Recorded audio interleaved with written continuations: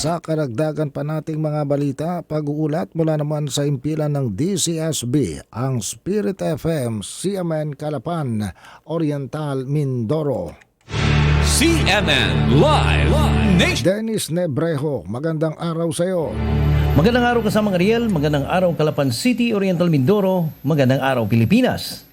Matapos pagplanuhan ang isasagawang drug buy-bust operation ng Philippine Drug Enforcement Agency o PDEA Marinduque, hindi na nakuha pang makapalag ang isang lalaki matapos maaresto dahil sa pagbebenta ng umano'y ipinagbabawal na gamot sa Purok 6, Barangay Matandang Gasan sa Bayan ng Gasan sa Marinduque noong 18 ng Hulyo.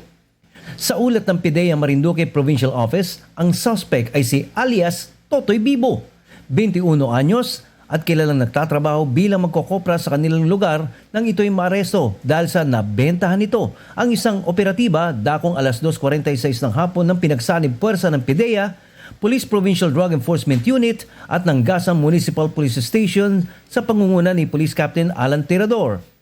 Marami na anyang ulat na natatanggap ang PDEA na ang suspect ay lantaran nagbebenta ng iligal na droga sa kanilang lugar, kung kaya gumawa na sila ng hakbang para agad na mahuli ito.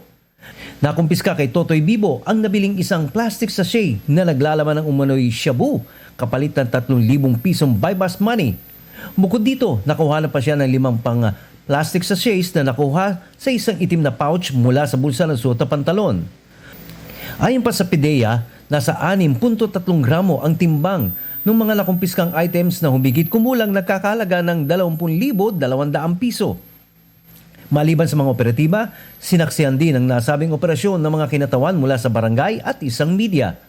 Kasong paglabag sa Comprehensive Dangerous Drugs Act of 2002 o Republic Act number 9165 ang isasampang kaso sa suspect na kasalukuyang nasa pangangalaga ng Gasan Municipal Police Station upang ihanda ang mga dokumento bago isalang sa inquest proceedings. At yan kasamang Ariel ang aking pinakamainit na balita sa oras na ito. Mula sa Oriental Mindoro, Dennis Nebrejo ng CMN 104.1 Spirit FM Calapan City nag-uulat na live para sa CMN Pilipinas. CMN Live Nationwide. Maraming salamat Dennis Nebrejo mula po naman sa impilan ng DCSB, ang Spirit FM, CMN Calapan, Oriental Mindoro.